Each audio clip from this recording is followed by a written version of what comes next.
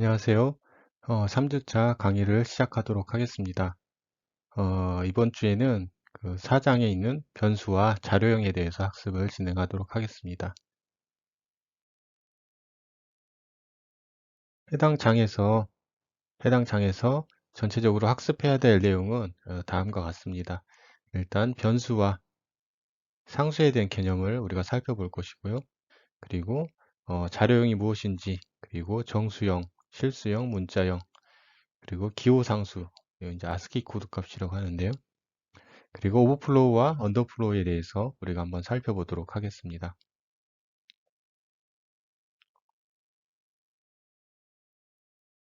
변수란 무엇인가 먼저 보면 실제 변수는 어, 실제 프로그램의 어떤 문제를 해결하기 위해서 어떤 그 데이터를 갖다 입력을 받아야 되는데 임시적으로, 일시적으로 데이터를 저장하는 공간이라고 보시면 됩니다. 그래서 저번 시간에도 데이터를 저장하는 변수의 이름을 저는 이제 박스라고 이야기를 많이 했는데 박스에다가 데이터를 일단 할당을 받아서 저장을 해 놓고요.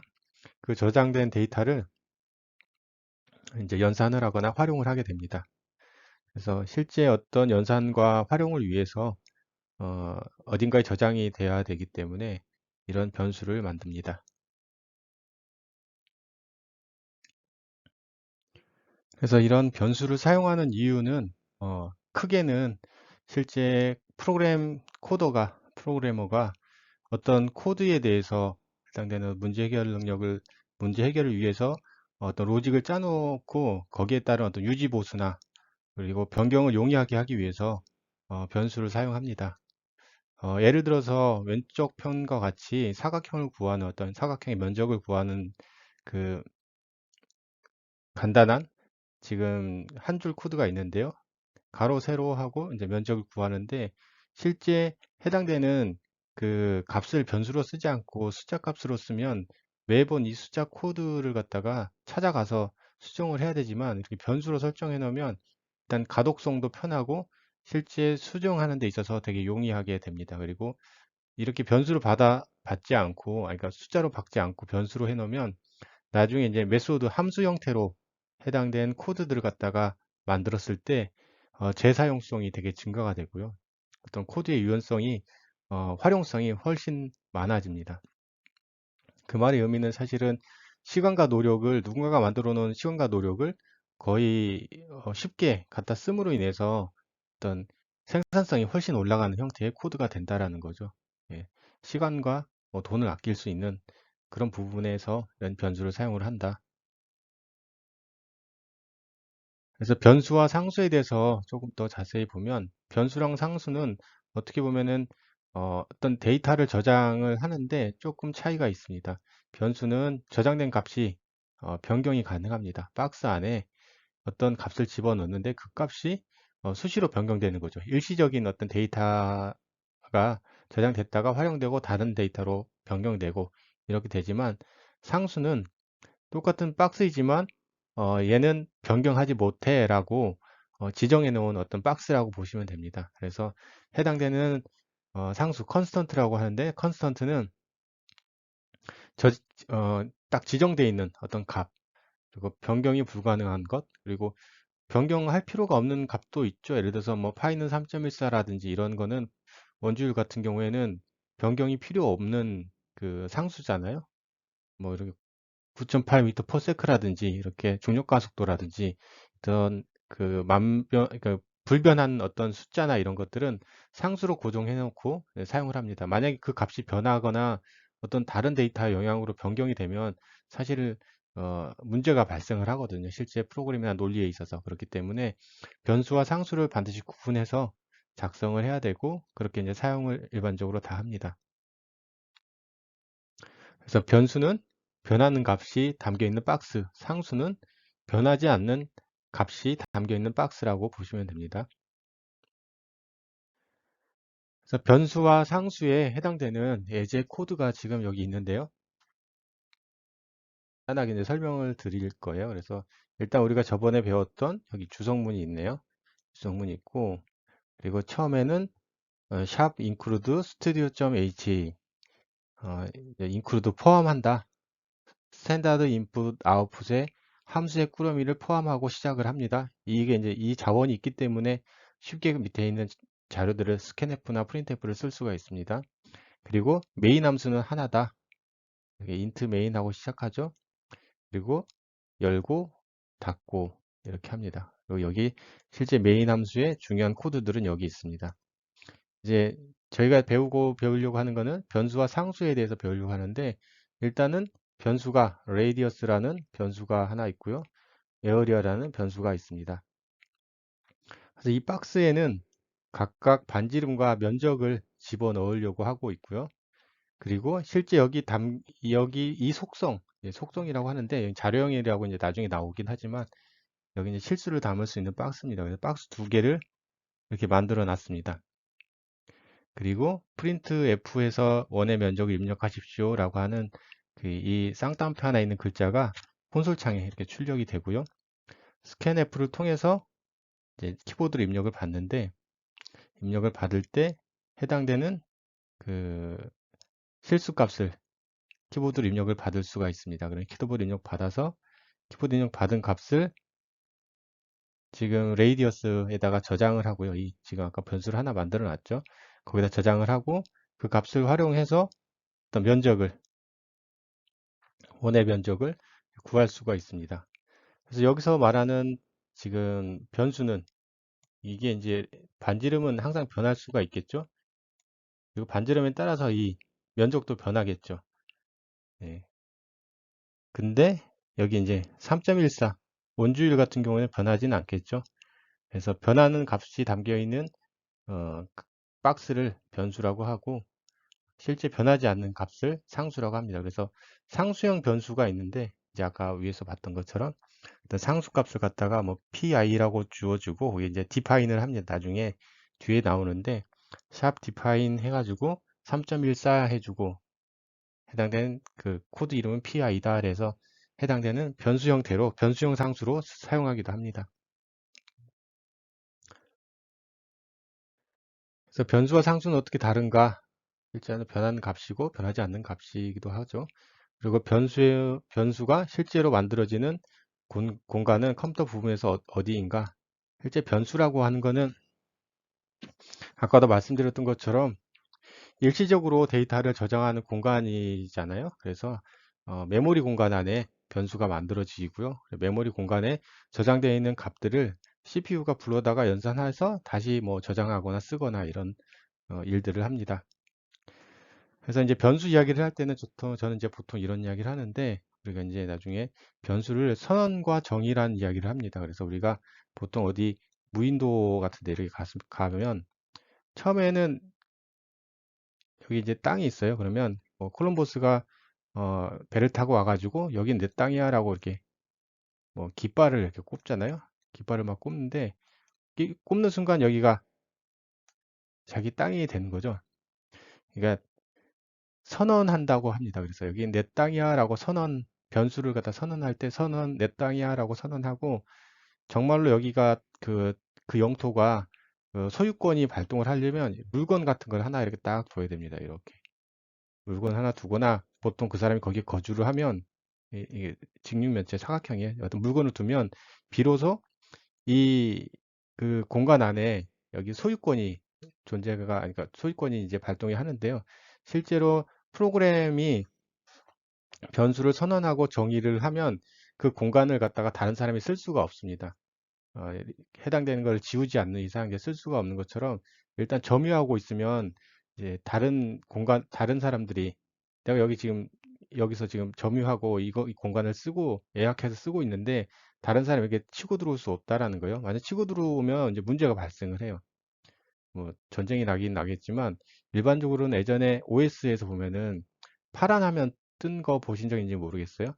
어느 그 메모리 공간을 어떤 프로그램이 사용하고 있었는데 OS가 사용하려고 하는 공간을 침해를 해서 다른 프로그램이 쓰고 있는 거예요. 그러면은 침해해서 쓴다는 의미 자체는 여기 공간 안에 중요한 물건이 하나 있었는데 그 다른 프로그램이 그 중요한 데이터를 지워버리고 사용해 버린 거예요. 그러면 실제 OS가 사용하려고 접근을 했는데 자기가 저장해놨던 데이터가 없어진 거죠. 그러면 그때 이제 파란 화면이나 참조 에러 같은 게 발생을 합니다. 그래서 변수를 선언하고 정의하고 사용할 때 조심해서 해야 된다. 실제 그런 변수들은 메모리 공간 안에 또 존재한다. 정도 어, 보시면 될 것 같고요. 그래서 실제 해당되는 데이터가 저장될 때는 그리고 여러 가지 타입들이 있습니다. 어떤 타입들이 있느냐? 데이터의 종류에 따라서 실제 박스의 종류가 달라져야 됩니다. 예를 들어서 이렇게 이런 상자에 넣을 수 있는 그 데이터의 종류가 있는 반면에 일단 뭐 책 같은 거나 뭐 해당되는 이 박스 안에 들어갈 수 있는 여러 가지 종류가 있겠지만 예를 들어서 계란을 어, 데이터의 종류죠. 종류. 일단 뭐 여기다 계란을 담을 수는 없죠. 깨질 수가 있으니까. 그러면 계란 박스에다가 담겠죠. 예를 들어서 설명을 드리는 거예요. 계란 박스에 이렇게 다가 담아야지만 해당되는 데이터를 갖다가 좀 더 안전하게 이동시켜서 담을 수가 있잖아요. 이렇게 이런 앱처럼 그 데이터의 종류에 따라서 이 자료형을 잘 써야 됩니다. 그래서 어, short이랑 int, long은 정수만 담길 수 있는 박스고요. 더블이랑 플롯은 실수만 담을 수 있는 박스입니다. 그리고 한 가지 데이터 유형이 더 있는데 캐릭터라고 있습니다. CHAR이라고 있는데 이거는 문자만 담을 수 있는 데이터형입니다. 그래서 그 C에는 데이터형이 세 가지가 있다고 생각하시면 됩니다. 첫 번째가 정수만 담을 수 있는 데이터형, 두 번째가 실수를 담을 수 있는 박스, 세 번째가 문자를 담을 수 있는 데이터 박스. 네, 처음에 이제 그 C 언어 같은 경우에는 예전 최근에 나온 언어와 다르게 뭐 20년 전, 30년 전만 해도 그 메모리 가격이 되게 비쌌습니다. 그래서 가격이 비쌌기 때문에 자료용의 크기 또한 박스의 크기 또한 되게 작아요. 그래서 메모리를 아끼면서 프로그램을 작성하고 실행을 해야 되기 때문에 실제 어, 그 데이터형이 되게 작고 박스가 작다라는 걸 작고 데이터를 조금씩만 저장할 수 있었지만 최근에 나온 C샵이라든지 뭐 파이썬이라든지 이런 그 언어들의 자료형은 지금 여기서 말하는 데이터형의 뭐 데이터형보다 더 큰 것도 있지만 더 다양하고 활용하기 편한 형태로 최근에 나온 데이터형들이 이제 만들어지고 있습니다. 예를 들어서 이제 지금 하나의 박스 형태만 이야기했지만 뭐 종합 선물 상자처럼 그래서 공구 박스처럼 다양한 박스 형태가 박스 형태를 가지고 있는 그런 데이터형도 존재를 합니다. 여기서는 C에서는 지금 정수형 혹은 실수형 문자형만 담을 수 있는 각각의 박스였다면 최근에 나온 데이터는 뭐 이렇게 종합 선물 세트처럼 다양한 박스의 크기를 가지고 있는 혹은 동일한 박스의 크기일지라도 어떤 목적에 따라서 그 형태를 갖다가 달리할 수 있는 유용하게 만들어 놓은 자료형들을 많이 사용합니다. 그래서 저희가 이제 학습할 내용들은 이렇게 이제 크게 정수형, 실수형, 문자형으로 나눠지고 있다라고 생각하시면 되겠습니다. 그래서 다양한 자료형이 이제 필요한 이유는 먼저 필요한 이유는 상자에 어떤 물건을 저장하는 것과 같다라고 아까 말씀드렸었잖아요. 근데 물건이 상자보다 크면 들어가지 않는다. 그리고 그 용도에 아까 말씀드린 것처럼 그 용도에 맞게끔 그 자료에 실제 물건의 형태나 그 크기, 상태에 따라서 어떤 물건을 이제 보호해야 되기 때문에 박스는 그 박스의 종류가 달라진다. 그 박스의 종류가 자료형이다. 라고 아까 말씀을 드렸죠. 그래서 지금 농구공은 집어넣을 수는 없잖아요. 여기다가 야구공 넣을 수 있지만 야구공 넣는다고 해서 사실은 너무 박스가 크죠. 소리도 나고 어, 부피에 비해서 그 너무 박스가 크니까 거기에 맞지 않는 어떤 옷을 입고 있는 것과 같죠. 그래서 거기에 맞는 자료의 크기와 상태에 맞는 자료형을 선택할 필요가 있습니다. 그래야지 이제 나중에 메모리 누수도 적어지거든요. 그래서 제한된 메모리 용량에서 변수를 잘못 사용하거나 과하게 쓰게 되면 메모리가 부족해서 이제 오버플로우도 발생하고 여러 가지 이제 연산의 문제가 발생을 합니다. 그래서 자료용의 종류는 그 다음과 같은데요. 그 아까도 말씀드렸죠. 정수형, 인트, 아까 숏, 정수만 이렇게 여기 나온 정수는 음의 정수, 양의 정수를 포함한 거예요. 그리고 부동 소수점형, 그러니까 실수를 표현할 수 있는 형태, 문자를 표현할 수 있는 형태. 그래서 정수는 숏, 인트, 롱, 뭐 롱, 그리고 부동 소수점은 플룻, 더블, 러블, 아니 롱, 더블. 문자는 차가 있습니다. 차.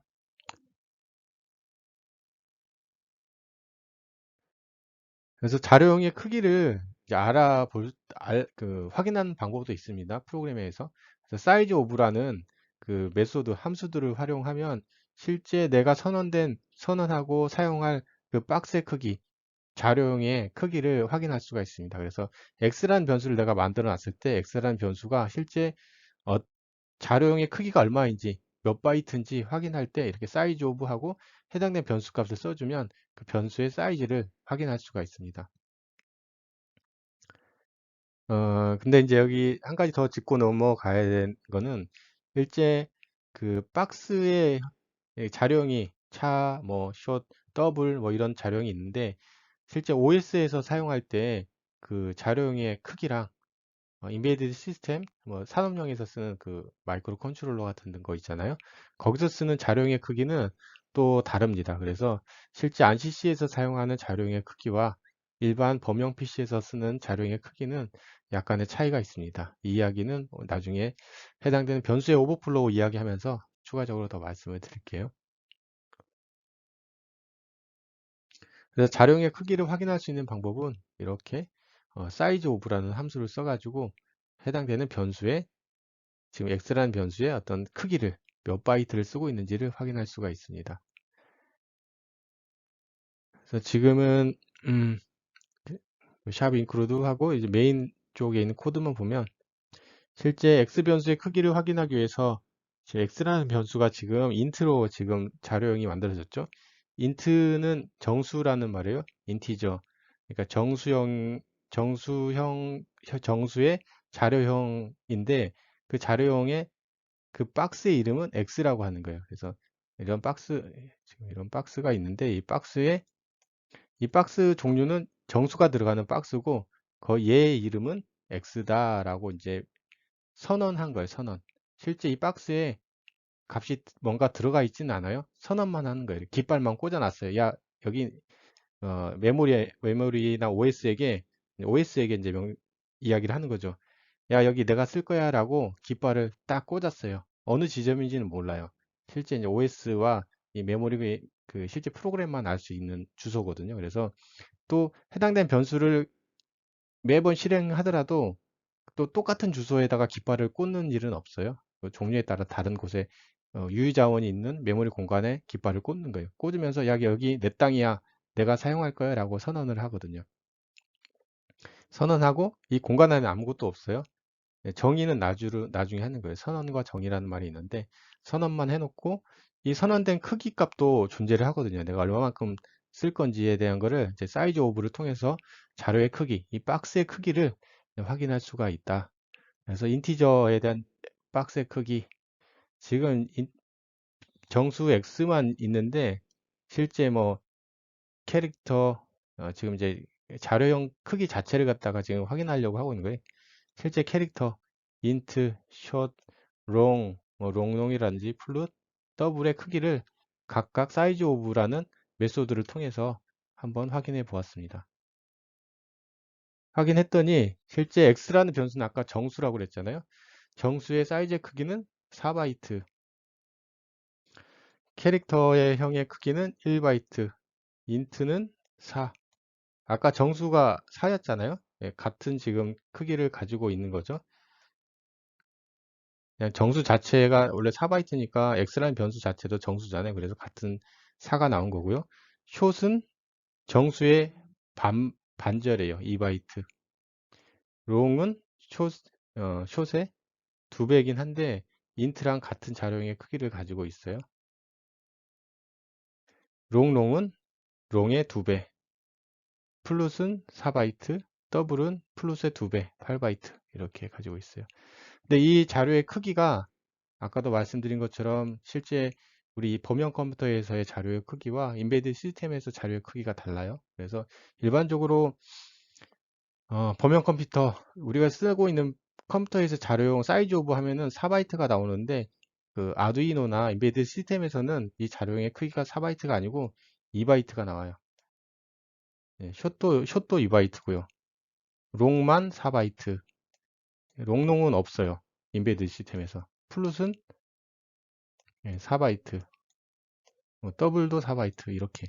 그러니까 해당된 인베디드 시스템마다 조금 다르긴 한데 일반적으로 그 특수형 컴퓨터는 범용 컴퓨터의 자료용의 크기보다 좀 더 작거나 같거나 그렇습니다. 그래서 정수형의 어떤 사이즈의 크기를 갖다가 이제 이야기를 할 건데 실제 숏은 우리가 범용 컴퓨터에서 2바이트라고 말씀을 드렸어요.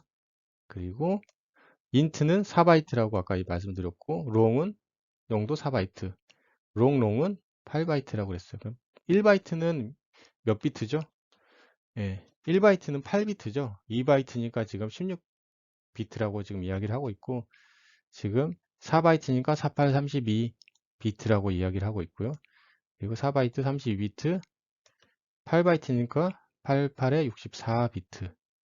그래서 실제 지금 숏이라고 하면은 지금 이런 박스인데 박스에 이제 비트로 표현하면은 얘를 이제 보통 하나의 비트라고 이야기하는데 하나, 둘, 셋, 넷, 다, 여. 그리고 이제 8비트가 1바이트잖아요. 1바이트. 1바이트인데 얘가 두 개 있다고 보면 돼요. 직렬로. 두 개 있는 게 하나의 숏의 형태의 어떤 사이즈의 크기라고 보시면 됩니다. 그래서 이 정수용의 이렇게 그 자료용의 어떤 크기와 함께 실제 표현할 수 있는 숫자의 범위를 갖다 같이 표현을 했는데 이 중에 이제 숏에 대한 거 먼저 한번 확인해 보도록 할게요. 이제 정수를 넣는데 정수는 음의 정수랑 양의 정수로 나눠져 있죠. 그래서 정수가 부호 있는 정수 혹은 부호 없는 정수 이렇게 표현합니다. 그래서 부호 없는 정수는 이렇게 unsigned라고 붙어 있습니다. 앞에. 실제 음의 정수, 음의 값을 쓰지 않겠다. 근데 그 부호 있는 거는 unsigned가 다 없어요. 지금 없죠. 그냥 해당된 자료용의 명령만 표시되어 있어요. 예를 들어서 이제 두 가지만 표현 확인해 보면 이렇게 숏의 16비트, unsigned 숏의 16비트를 비교를 해 볼게요. 일단은 숏의 16비트를 보시면 실제 표현할 수 있는 데이터의 크기, 숫자의 범위를 갖다가 이렇게 표현해 놨습니다. 그리고 unsigned 숏도 표현할 수 있는 숫자의 범위를 이렇게 표현해 놨어요. 여기서 이제 비교해서 보시면 알겠지만 지금 이제 자료의 크기는 실제로 표현할 수 있는 범위는 똑같이 65,535의 경우의 수, 36의 경우의 수를 똑같이 표현을 하고 있어요. 단 실제 표현할 때 그 초기 값이 어디서부터 표현하느냐가 중요한데 0부터 양의 정수 65,535까지 표현한다고 되어 있는 게 사실 unsigned 양의 정수만 표현할 수 있게끔 해뒀고요. 얘는 마이너스 범위 반절, 플러스 범위 반절 32,767을 표현할 수 있게끔 실제 시프트 시켜놓은 거라고 생각하시면 돼요. 그래서 그러면은 이 숫자는 어떻게 표현한 것인가 라고 조금 저희들이 살펴보면 16비트면 이제 너무 많으니까 저희는 4비트를 예를 들어서 한번 설명을 해 드리겠습니다. 이렇게 4비트면 보통 2의 n승으로 어떤 경우의 수를 표현할 수가 있는데 일단 2비트만 먼저 해볼까요? 2비트. 여기에 이제 각각의 박스에 어떤 데이터가 들어가는데 경우의 수가 존재를 하죠. 일단은 0, 0, 0, 1, 1, 0, 1, 1. 실제 2비트로 표현할 수 있는 숫자가 몇 가지나 될까요? 이렇게 하나, 둘, 셋, 네 가지를 표현했어요. 그래서 2에 2승이 2비트니까 2승 하면은 4가 나오거든요. 그래서 해당되는 그 2비트로 표현할 수 있는 숫자는 4가지를 표현할 수가 있어요. 다시 말해서 4비트라고 하면은 2의 4승이면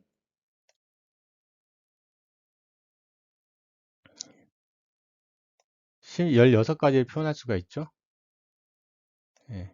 16진수 하나를 표현할 수가 있어요. 4비트면. 만약에 1이 4개가 들어가 있다. 그러면은 2의 0승, 뒤에 이제 다시 할 거예요. 2의 1승, 2의 2승, 2의 3승 해서 각각을 다 더하면 얘가 이제 8이고 4, 2, 1 다 더하면 뭐죠? 네. 8, 4, 2, 1, 10, 15죠, 15. 네. 지금 111이 이제 15를 표현하고 있죠. 네. 그래서 해당되는 그 값이 다 차 있을 때 15고 만약 0일 이게 다 비어 있을 때는 0에 대한 값이 있는 거죠. 그래서 해당되는 2의 n승계로 그 승수로 해주면 해당되는 비트가 표현할 수 있는 숫자의 범위를 확인할 수가 있습니다. 그래서 2의 16승에 해당되는 숫자의 범위를 이렇게 표현한 것이고요. 사인드, 음의 정수랑 양의 정수의 숫자의 범위 이렇게 표현한 거고, 언사인드, 양수로만 표현할 수 있는 범위를 이렇게 표현한 겁니다. 그래서 실제 우리가 박스를 만들 때 나는 음수는 필요 없다. 그러면은 unsigned 형태로 자령을 만들면 되고 나는 음수도 필요하다라고 하면 signed, 그러니까 signed short 이렇게 써도 되긴 돼요. 근데 일반적으로 앞에 signed라는 말을 붙이지 않고 그냥 자료형을 갖다 이렇게 붙입니다. 그래서 대부분의 그 자료형들은 이런 이제 숫자에 표현할 수 있는 숫자의 범위가 있는데 지금 이렇게 확인하고 넘어가는 게 좋을 것 같아요. 그래서 정수형의 어떤 선언할 때 그 예를 갖다가 지금 살펴볼 건데요. 일단 short, 뭐 grade, 뭐 count, 뭐 distance에 대한 실제 이제 변수를 선언하고 정의를 할 때, 선언을 할 때는 실제 사용하는 용도에 맞게끔 박스를 만드는 게 우선이죠. 그래서 해당되는 내가 어떠한 프로그램을 만들 것인지, 어떤 문제 해결을 위해서 어떠한 자료형이 필요한지는 먼저 이제 고민하고, 어, 문제를 어떻게 풀 것인지 고민하고 충분히 분석한 다음에 자료형을 만드는 게 중요해요. 그리고 그 박스의 이름 또한 그 결정을 할 때, 되게 공을 들여야 돼요. 그 시스템에 대해서 혹은 그 시스템의 그 아이덴티티에서 대해서 어느 정도 고민을 하고 그 변수의 명을 정하는 게 중요해요. 왜냐하면 나중에 코딩을 할 때 본인이 코딩을 하고 변수를 만들지라도 그 변수의 명을 까먹을 때가 그러니까 왜 이렇게 만들었지라고 본인 스스로 혹은 다른 사람이 봤을 때도 되게 의아해하는 경우들이 되게 많거든요. 그래서 의미 있는 어떤 그 형태로 박스의 이름도 변수의 명도 정해놔야 된다. 예를 들어서 이런 거거든요. 이제 이제 여러분들도 나중에 어, 결혼을 다 하겠지만 자녀가 태어났는데 자녀의 이름을 아무렇게나 지을 수는 없거든요. 이 자녀가 앞으로 어떤 삶을 살기를 바라는 마음에 그 자녀의 이름을 정해 주거든요. 여러분들 이름도 다 부모님들이 그렇게 지어줬고요. 그래서 의미 있는 이름을 지어 줘야지만 실제 이 그 자료형이 의미 있게 쓰여지기도 해요. 왜냐하면은 이 자료형의 이름을 잘못 지어 놓으면 프로그래밍을 할 때마다 이게 다시금 내가 어떻게 변수 자료형을 설정해 놨는지 해당된 코드 라인으로 움직여야 될 경우들이 대부분 많아요. 그래서 어, 변수의 명을 잘 정해 놓으면 프로그램 하기도 되게 편하고 쉽게 쓸 수가 있어요. 그래서 지금 이제 변수의 선언예를 이렇게 지금 3가지 변수의 선언예가 있고요. 생성한다라고 되어 있죠. 그래서 보통 선언한다라고 보통 다른 프로그램 언어 책에는 많이 표현이 되어 있어요. 선언. 내가 지금 메모리 공간에 어딘지 모르겠지만 여기는 내 땅이야. 숏이니까 지금 2바이트겠죠? 2바이트 공간은 이 공간 중에 이만큼 두 칸을 여기 깃발을 딱 꽂아 놓는 거예요. 여기는 내 땅이야. 대신 여기 물건 아무것도 안 놨어요. 예, 선언만 했어요. 정의를 한다는 말은 여기에 또 물건을 집어 넣는 거예요. 이렇게. 아, 여기 내 땅이고 나는 점유권이 가지고 있어 라고 이렇게 이야기를 하는 거죠. 그래서 선언과 정의를 한다라는 거는 비로소 정의를 하면 정말로 자기 땅이 돼요. 예, 여러분들 이제 아직 그 전세를 살거나 혹은 뭐 따로 독립을 하지 않았겠지만 부동산도 점유권과 소유권이 있어요. 일단은 계약을 하면 그 내게 되긴 되지만 완벽하게 내게 아니고 거기에 물건이라도 하나 놔둬야지 법적인 효력이 발생을 해요. 그래서 해당된 물건 공간 안에 어떤 데이터를 집어넣어야지만 비로소 이제 그 변수에 의미가 생기는 거죠.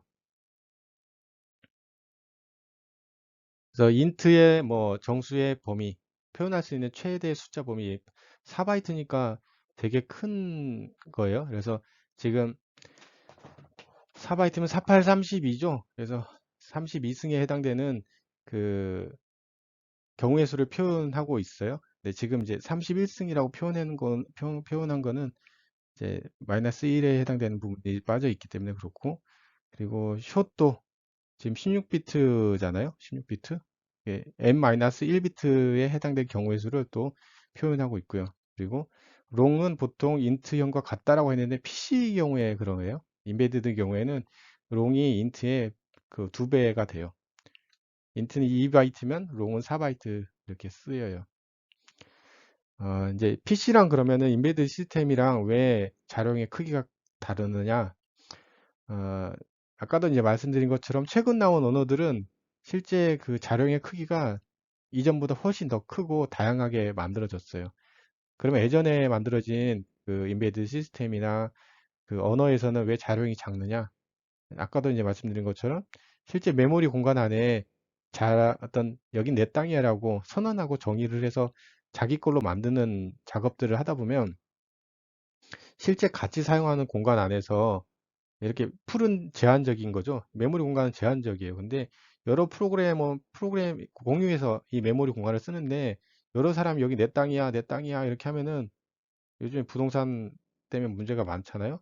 그러면 이제 토지 가격이 올라가고 뭐 여러 가지 사회적인 이슈들로 다들 힘들어하는 것처럼 이게 이제 풀이 나요, 풀. 제한된 공간 안에서 메모리를 쓰고 있기 때문에 박터지게 싸우겠죠.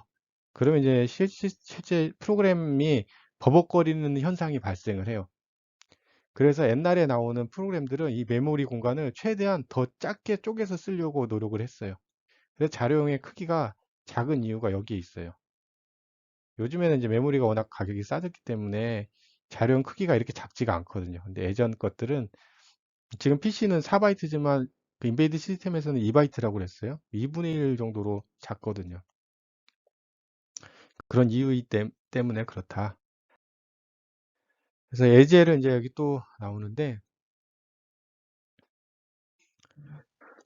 예제를 보시면 해당되는 변수를 갖다가 이제 초기화라는 개념도 이제 나와요. 어, 실제 메인 함수만 볼게요. 일단은 주성문 있고요. 샵 include studio.h 포함한다. 스탠다드 인풋 아웃풋 표준화 입출력 함수의 꾸러미를 포함하고 그리고 이렇게 int main 함수가 이렇게 있고요. 그리고 여기가 이제 실제 메인 함수 메인 코드의 이 메인이 이제 값이 여기서 이제 실행이 되는 거죠. 이때 이제 변수를 몇 개 선언을 했냐, 선언과 정의를 했냐. 얘는 이제 선언만 했고요. 박스를 만들고 정의까지 했어요. 뭐라는 박스? 숏이라는 박스. 숏의 형태의 yar이라는 변수의 명을 가진 박스를 하나 만들었고요. sales라는 박스의 인트형 박스를 만들었고, 이 박스는 정수만 들어가죠. 그리고 어, 토탈 세일이라는 변수의 명 박스 하나 만들었고, 그리고 라지 밸류라는 박스를 만들었어요. 근데 이 박스의 크기가 숏은 몇 바이트라고 그랬죠 아까? 2바이트, 4바이트, 4바이트, 8바이트 각각의 박스의 크기를 가지고 있는 박스의 이름도 이렇게 정해줬죠. 근데 지금 2열이랑 세일이랑 토탈 세일은 0으로 이렇게 초기화를 했다고 지금 주성분도 표현을 했죠. 박스만 이렇게 2열이라는 박스만 이렇게 만들어 놓은 게 아니고 여기에 지금 2열이라고 하면 박스만 이렇게 만든 게 아니고 여기에 값까지 이렇게 0으로 초기화를 했다라는 거예요. 다시 말해서 이 박스 여기 공간은 내 공간이야 내 땅이야 라고 깃발도 꽂았을 뿐만 아니라 거기에 어떤 데이터까지 집어넣었다라는 거예요. 선언과 정의를 한 거예요. 이제 이렇게 하는 이유가 있어요. 왜 선언만 하지 않고 0으로 초기화를 했느냐는 아까도 말씀드린 것처럼 이렇게 이거는 공유 자원이거든요. 메모리 공간 자체가 나만 쓰는 프로그램 공간이 아니고 여러 프로그래머들이 여러 프로그램들이 공유해서 쓰는 공간인데 그 전에 지금 내가 선언하는 공간은 누군가에 의해서 예전에 쓰였던 공간이에요. 그래서 내가 일단 선언만 이렇게 하잖아요. 선언만 했는데 나는 아무것도 넣진 않는데 이미 뭔가 여기 들어있어. 그 전에 사용했던 사람들이 쓰레기를 몽땅 버리고 간 거예요. 무심코 난 초기화를 안 하고 이 프로그램을 선언해서 쓰려고 했는데 그 쓰레기 있는 값들을 초기화를 안 하고 씀으로 인해서 이게 실제 이제 문제를 발생을 하게 돼요. 그래서 일단은 선언을 하고 초기화를 하는 걸 대부분 이제 권장을 해요. 이게 이제 보통 일반적으로 이렇게 하는 게 맞아요. 선언과 동시에 정의를 0으로 초기화해요. 예. 이렇게 이제 네 가지의 변수, 박스를 만들고 각각의 박스에 해당되는 값들을 집어넣죠. 그래서 10이라는 값을 어디다 집어넣었어요? 2여라는 변수에 집어넣었죠. 여기에 이렇게 10이 이렇게 들어가는 거죠. 세일즈라는 박스에 21억이라는 숫자가 어, 약 21억, 네, 20억인가요? 20억이라는 숫자가 들어갔고 토탈 세일에 지금 세일에 여기 10값 10이 있죠. 10 곱하기 세일 값을 곱한 값이 이렇게 대입이 돼요. 이게 이제 대입 연산자라고 해요. 해당된 결과가 세일 박스에다 집어넣어져요. 그리고 프린트F를 통해서 해당되는 세일, 토탈 세일이 이제 콘솔 창에 출력이 되겠죠. 출력된 결과가 지금 밑에 이렇게 나오고 있어요. 토탈 세일은 이렇다라고 지금 컴파일 결과가 표현되고 있어요.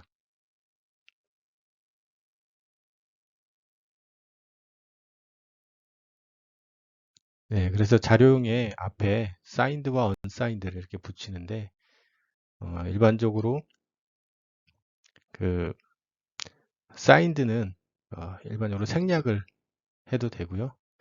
써줘도 상관없지만 생략해서 일반적으로 쓰고 있습니다. 그래서 사인드 숏, 사인드 인트, 사인드 롱 이렇게 써도 되지만 일반적으로 생략해서 쓰고 음수와 그 음수가 아닌 양수로만 표현할 때는 반드시 unsigned라는 그 수식어를 붙여줘야 됩니다.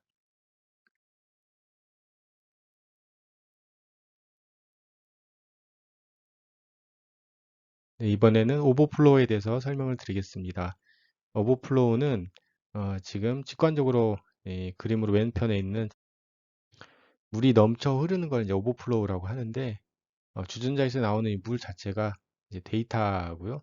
이 물컵이 변수인데 변수의 사이즈가 실제 물을 다 담을 수가 없어서 데이터가 이렇게 흘러 넘치거든요. 넘침으로 인해서 데이터에 원래 가지고 있던 데이터 의미가 깨어지는 것을 의미합니다. 그래서 변수가 나타낼 수 있는 범위를 넘는 숫자를 집어넣었을 때 데이터가 오버플로우가 돼서 해당된 숫자가 이상한 숫자로 변하게 됩니다. 그래서 오버플로우에 대한 그 예제를 한번 살펴보도록 하겠습니다. 어, 하나 더 있는데요. 여기 뭐 얘는 표준의 입출력 함수의 꾸러미를 갖고 시작한다고 그랬죠. 그래서 두 번째 전처리기에는 우리가 보지 못했던 전처리기예요. 그래서 샵 include 포함한다 리미트.h라는 헤더 파일을 가지고 시작하는데, 이 꾸러미는 어떤 꾸러미가 들어있느냐?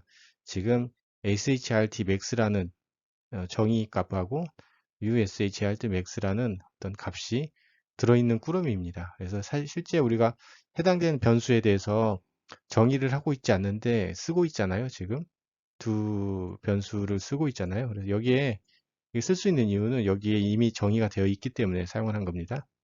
근데 여기에 어떤 값이 들어있느냐?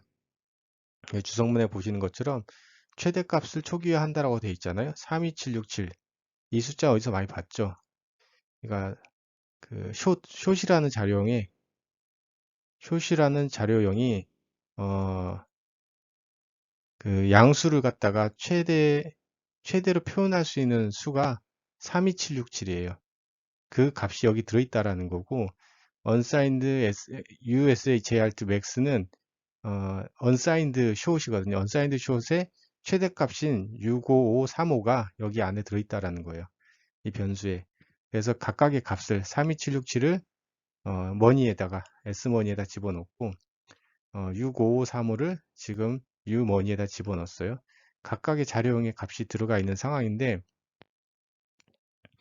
여기에 지금 S머니에 플러스 2를 더해 주잖아요. 플러스 1 더하면 우리 상식적으로 뭐가 나올까요? S머니에는 32768이 나와야 되겠죠. 예, 근데 결과물은 보시면 마이너스 32768이 나왔어요. 예, 값이 오버플로우가 돼서 값이 넘쳐서 부호 비트를 건드렸어요. 이게 앞에 이제 부호 비트라는 게 있는데 부호 비트를 건드려서 우리가 예상치 못한 결과물이 이렇게 나와 버렸고요. 두 번째도 지금 그 유머니에는 지금 65535가 들어있잖아요. 여기에다가 플러스 1을 더했더니 값이 이렇게 유머니가 0이 돼 버렸네요. 예, 값이 넘쳐서 원래 초기 값으로 돌아와 버렸어요. 0부터 사실은 65535까지 표현할 수가 있잖아요. unsigned shot은. 그래서 이 값이 넘쳐버려서 넘친 값이 원래 0 값으로 돌아와서 이렇게 결과가 이렇게 출력이 되었습니다. 보시는 것처럼 해당된 자료용이 넘쳐 흘러버리면 잘못된 값이 이렇게 출력이 돼요. 그래서 이게 그럼 어떤 문제를 발생하길래 이렇게 다루느냐라고 말씀하실 수도 있는데 이게 아주 중요한 이슈인데 예를 들어서 로봇팔이나 특히 중장비 같은 거 이렇게 몇 톤씩 되는 장비들도 마이크로 프로세서나 이런 시스템들이 다 들어있거든요. 근데 프로그래머가 변수 자료형을 잘못 설정하고 제어 입력을 잘못 주게 됐을 때 오른쪽으로 뭐 10m 움직이라고 했는데 실제 값 변수가 오버플로우가 돼서 오른쪽으로 10m가 움직이는 게 아니라 왼쪽으로 10m 움직이거나 오작동을 일으켜버리는 오작동을 일으키는 어떤 그런 문제도 발생할 수가 있거든요. 그래서 자료용도 잘 알고 써야 된다.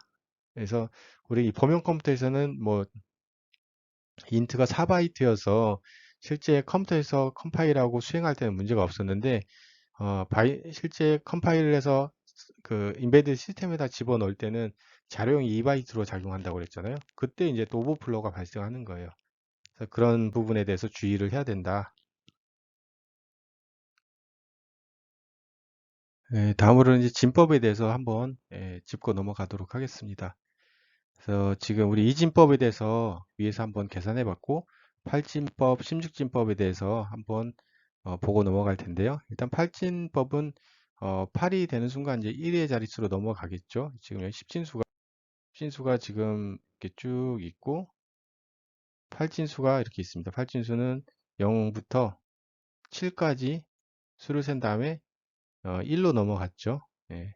그리고 16진수는 0부터 15까지 F까지 이제 12A고 11, 12, 13, 14, 15가 F예요. F가 된 다음에 1이 되는 거예요. 그래서 해당되는 이렇게 진법이 8진수와 16진법이 있는데 일반적으로 컴퓨터에서는 이 진법을 주로 쓰고 그리고 어떤 표기를 할 때는 8진수로 표기를 합니다.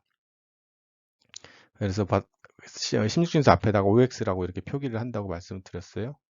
그리고 해당된 8진수를 10진수로 바꿀 때는 아까 첫 번째 진수의 자릿수에 뭐 8의 0승, 8의 1승, 8의 2승 이렇게 붙여가지고 한다고 그랬어요. 그래서 10진수로 바꾸고요. 10진수 역시 해당되는 숫자 곱하기 첫 번째 자리 16승에 0승, 16승에 2승 이런 형태로 계산을 하면 됩니다. 예를 들어서 지금 이제 OX 지금 뭐 A만 했는데 만약에 A, B가 있다라고 하면은 지금 A가 지금 12니까 10 곱하기 10에 0승 이렇게 해서 10이 됐잖아요. B면은 11이죠. 11 곱하기 16에 일단은 마지막 숫자리니까 0승이고 이게 자꾸 그러면은 얘가 뭐가 될까요? 11이겠죠? 일단 얘는 11이고 이거 더하기 A가 아까 10이었죠? 얘가 10 곱하기 10에 10 곱하기 16에 1승이죠. 첫 번째 자리가 0승이고 두 번째 자리가 1승이면 이렇게 되면 얘는 160이 될 거죠. 160 더하기 얘는 11 그러면 171이 되겠죠.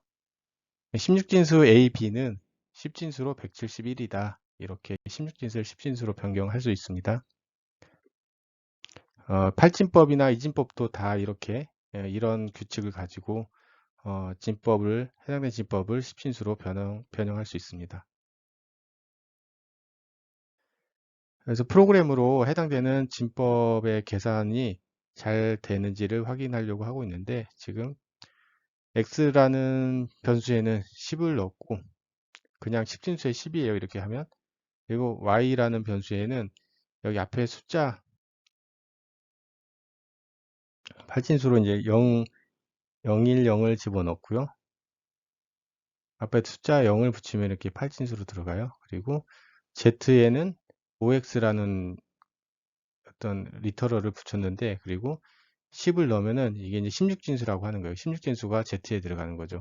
그래서 각각의 값을 갖다가 프린트를 해봤더니 10진수로 지금 이 d라는 게 사실 10진수로 표현하라는 이야기거든요. 그래서 10진수로 표현해봤더니 x는 말 그대로 그냥 10이 나왔고 이 8진수로 지금 자료형이 8진수로 들어간 거는 10진수로 변환했더니 8이 나왔죠. 그리고 지금 10으로 들어갔던 16진수는 변환했더니 16이 나왔습니다. 16진수 10은 10진수로는 16이죠. 아까 위에서 계산했던 것처럼. 그래서 우리가 원했던 결과가 이게 출력이 됐고요. 그리고 기호상수라는 게 있는데 어떤 기호를 이용해서 상수를 표현한다라고 지금 되어 있습니다. 예를 들어서 지금 3.14를 이렇게 숫자로 이렇게 소수 실수 형태로 표현할 수도 있지만 지금 이제 파이 r의 제곱 어떤 원의 지름을 갖다가 원의 그 넓이를 갖다 구할 때 이렇게 썼는데 그거를 실제 이제 기호 상수로 어떤 문자 형태로 표현하려고 이렇게 만들어 줍니다. 이거의 장점이 있겠죠. 그리고 해당되는 어떤 그 환율 같은 거나 이런 거를 이렇게 텍스트 형태로 어떤 문자 형태로도 표현할 수 있습니다.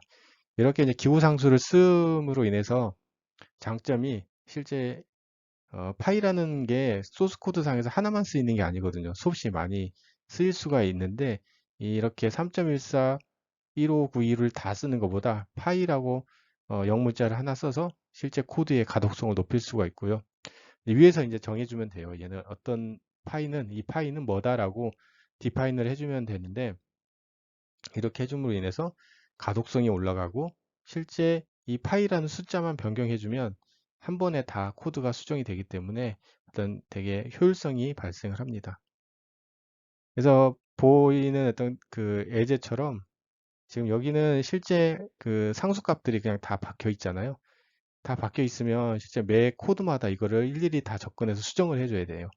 근데 그게 아니라 이렇게 define 실제 전처리기 뒤에다가 exchange rate라는 변수를 갖다 선언을 하고 상수를 선언을 하고 기호상수를 선언하고 거기에 숫자를 갖다 이렇게 집어넣어 주잖아요. 그러면 이 숫자 하나만 변경을 하면 나머지 exchange라는 그 기호상수가 있는 값에는 다 적용이 되는 거예요. 그래서 한 번에 수정으로 코드를 갖다 쉽게 유지 보수를 할 수도 있고 가독성도 올라가는 장점이 있습니다. 그래서 이렇게 define 형태로 정의를 할 수도 있고 코드 형태로도 정의도 할 수 있습니다. 그래서 일반적으로 기호상수를 만드는 방법에서는 첫 번째가 define 형태, define 한다. 뭐는 뭘로 define 한다. 우리 정의한다고 하잖아요. exchange rate는 1120이라고 정의를 한다. 얘는 그 상수예요. 변수가 아니죠. 한번 컴파일이 되면 변하지 않는 값이에요. 상수. 그래서 해당되는 이 상수 값을 변화시키고 싶으면 컴파일을 다시 해야 돼요. 코드를 다시 집어넣고. 중간에 변수가 아니기 때문에 중간에 값이 변하지가 않아요. 그리고 define이 아닌 어떤 그 변수 타입으로 만들어 줄 수도 있는데 이제 해당되는 define은 컴파일 시점에서 실제 그 오브젝트 파일을 만들기 전에 해당되는 값을 갖다가 컴파일 하지만 얘는 컴파일 단계가 조금 달라요.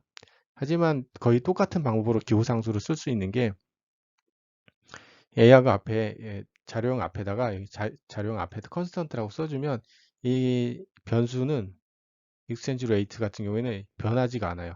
그냥 상수로 작용하는 거예요. 여기 박스 안에 있는 값을 접근을 할 수가 없어요. 일반적으로 이렇게 안 쓰고 아까 위에 있는 define 형태로 많이 씁니다.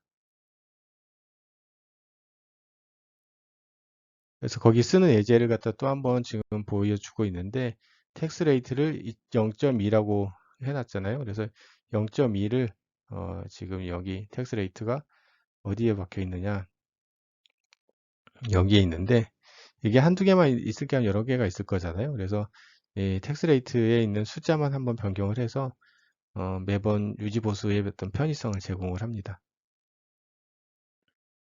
그리고 정수의 표현법에 대해서 이제 더 학습할 건데 일단 우리가 이진수를 십진수로 바꾸는 방법에 대해서 이제 정수를 이진수를 가지고 정수를 어떻게 표현하는지 한번 다시 살펴보도록 할게요. 일단 해당된 비트가 하나 있을 때는 0하고 1 두 가지 경우의 수를 표현할 수 있죠. 그래서 스위치 하나 가지고 두 가지의 경우의 수를 이제 표현한다라고 표현이 되어 있고 만약에 스위치가 두 개가 있으면 2의 2승 해서 네 가지 경우를 이렇게 표현할 수가 있는 거예요.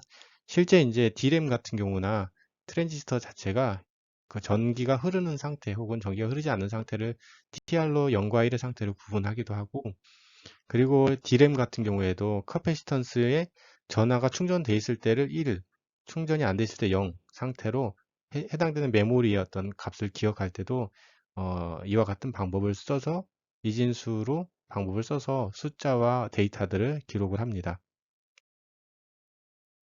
그래서 양수를 표현하는 방법, 음수를 표현하는 방법이 있는데 해당되는 지금 몇 비트예요? 하나, 둘, 셋, 넷, 다여, 일곱, 여덟, 8비트죠. 8비트인데 실제 이제 음수를 표현하는 방법하고 양수를 표현하는 방법이 있습니다. 그래서 일반적으로 가장 앞에 있는 비트를 정수를 표현하는 방법에서 앞에 있는 비트를 이제 부호 비트라고 합니다. 그래서 양수를 표현할 때는 이 부호 비트를 0이라고 표현하고 쓰고요. 만약에 음수를 표현할 때는 여기 1 값을 넣어주면 이 값 자체가 이제 음수가 됩니다. 그래서 나머지 비트는 이제 해당되는 밸류 값에 해당되고요. 가장 앞에 있는 거는 0인지 1인지를 구분을 해서 해당된 부호가 마이너스인지 플러스인지 기록을 해줍니다. 하지만 이런 이제 그 앞에 있는 부호 비트만 가지고 컴퓨터가 연산하는데 이제 한계가 있는데요. 해당되는 그 컴퓨터는 뺄셈 연산을 할 수가 없고 무조건 덧셈 연산만 할 수 있습니다. 그래서 첫 번째 해당되는 음수를 표현하는 첫 번째 방법으로는 원활하게 해당되는 그 마이너스 연산을 할 수가 없기 때문에 일반 어, 그래서 컴퓨터에서는 대부분 이해보수 형태로 음수를 표현하고 연산을 할 때도 뺄셈 연산을 할 때도 이해보수 형태로 그 연산을 진행하고 저장을 합니다. 그래서 이해보수를 만드는 방법은 이렇게 플러스 3 이게 2의 0승 2의 1승이죠. 그러면 2의 1승은 2고 1이니까 더하면 3이에요. 플러스 양의 값을 갖다가 이렇게 비트 반전을 합니다. 0은 1이 되고 1은 0이 됩니다. 그래서 1111, 1100이라는 일단 부호를 비트를 반전을 한 다음에 가장 마지막 자리 수에 1을 더합니다. 이게 이제 2의 보수 형태로 만든 건데 이 2의 보수 형태를 가지고 음의 값을 표현을 합니다. 플러스 3은 이렇게 표현하고요. 마이너스 3은 이렇게 2의 보수 형태로 표현한다는 이야기예요. 그래서 2의 보수 형태를 활용을 해서 실제 컴퓨터는 이제 덧셈 연산만 할 수 있다고 그랬어요. 그래서 해당되는 뺄셈을 해야 될 경우에는 해당되는 2의 보수를 띄고 있기 때문에 그냥 더해주기만 해도 뺄셈 연산이 자동으로 돼버려요. 그래서 플러스 3이 11이라고 아까 그랬죠. 0000 11 마이너스 3은 1111 1101이에요. 2의 보수 형태로서 그 마지막 비트가 하나가 더 더해졌기 때문에요. 그래서 이 상태로 그냥 더해버리면 뺄셈 연산이 돼버리거든요. 그래서 해당된 값을 갖다가 더하면 11이니까 더하면 자릿수가 하나 올라가죠. 그러면 올라가면 계속 올라가서 결과적으로 모든 비트가 0으로 클리어가 돼버려요. 그래서 3 빼기 3은 0 이렇게 결과가 우리가 원하는 어떤 연산 결과로 도출이 됩니다. 그래서 해당되는 예제가 뭐 이해 보수를 활용해서 연산하는 방법을 보이고 있고요. 그래서 해당되는 뭐 3을 집어넣고 마이너스 3을 넣는데 각각의 값이 어떻게 변하는지 이제 알 수가 있습니다. 그래서 해당되는 x에는 3, y는 이제 2의 보수 형태로 이렇게 표현됐기 때문에 뭐 이런 형태로 이제 표현이 되고 결과를 봤더니 이렇게 되더라. 결과는 지금 16진수로 볼 수 있는 이유는 나중에 그 printf의 형식 지정 문자를 갖다가 지정을 할 수가 있는데 그동안에는 여기 이 부분이 그 %d였어요. 데시멀 10진수로 표현했다면 표현 자체를 16진수로 표현을 하게 한 거예요. 그래서 이렇게 보인 거고요. 중간평가 이해 보수로 표현하는 방법은 간단하죠. 일단은 얘 부호 비트 반전을 해야 되는 거고 얘를 이해 보수로 한번 만들어 볼게요. 10, 1이죠. 그리고 11, 00 비트 반전 한번 하고 마지막 자릿수에 1만 더해주면 되는 거예요. 10, 11, 11, 0, 1이 되겠죠. 이렇게 되면 해당되는 부호 비트가 완성이 됐습니다. 이해 보수 형태가 만들어졌어요.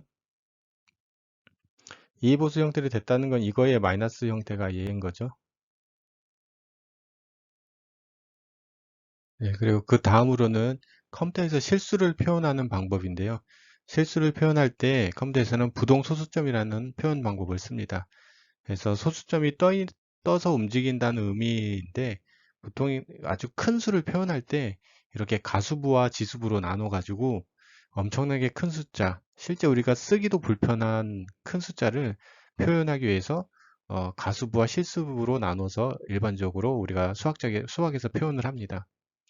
컴퓨터에서도 이런 숫자를 다 나열해서 그 값에다 집어넣으려면 엄청난 그 데이터량이 필요로 하거든요. 숫자 하나를 표현하기 위해서 되게 많은 비트 수를 표현을 하는데 가수부 따로, 실수부 따로, 실수부는 여기 지수만 표현하면 되죠. 그러니까 이렇게 표현함으로 인해서 많은 데이터의 비트들을 절약할 수가 있습니다. 그래서 이렇게 큰 숫자들도 가수부와 지수부로 실제 데이터를 저장하고 있기 때문에 효율적으로 데이터를 저장을 할 수가 있고요.